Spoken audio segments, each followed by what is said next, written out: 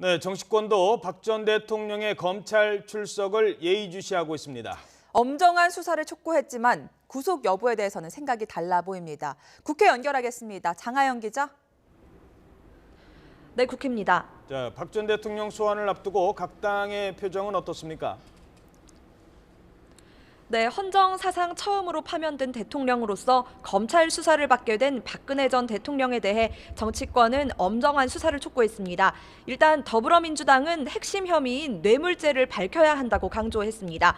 추미애 대표는 뇌물죄냐 강요죄냐 하는 얄팍한 이분법으로 상대적으로 낮은 처벌을 받으려는 생각을 버려야 한다며 검찰의 뇌물죄 입증을 강하게 요구했습니다. 국민의당 박지원 대표는 조금 전 SNS에 올린 글에서 박 전 대통령이 반성하는 모습으로 금도와 품격을 보여야 한다고 말했습니다. 바른정당도 박 전 대통령이 소수의 지지자 결집에 열을 올리고 있다며 반성을 촉구했습니다.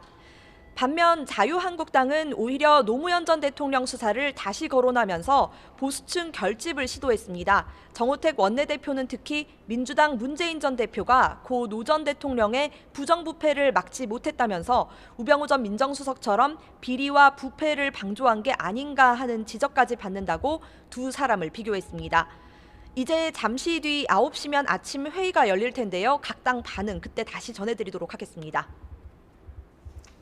대선 주자들의 입장도 궁금한데요. 특히 구속 수사에 대해서는 생각이 좀 엇갈리는 것 같다고요.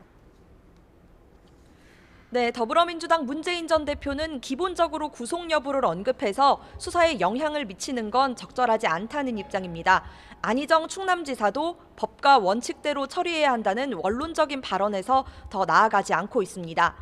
이재명 성남시장은 당연히 구속해야 한다 이런 말을 여러 차례 한 적이 있죠. 가장 강경합니다. 어제는 세 사람 모두 박 전 대통령 수사에 대해서 이렇다 할 특별한 언급이 없었는데요. 오늘 출석 이후에는 입장을 낼 걸로 보입니다. 어제 바른정당 토론회에서는 구속 여부를 놓고 유승민 의원과 남경필 경기도지사가 설전을 벌이기도 했습니다. 유 의원이 국가 지도자였던 품위를 생각해 불구속 기소해야 한다고 주장했고 이 남 지사가 이 발언에 대해서 대선 후보 자격을 의심케 한다며 크게 반발했습니다. 저 개인적인 생각에는 대통령의 국가 지도자였던 품이나 나라의 품격이나 이런 걸 생각해서 저는 수사 기소는 재판받을 때까지 불구속으로 했으면 좋겠다. 우리 사회는 돈 많고 권력 있는 사람은 법을 피해왔습니다.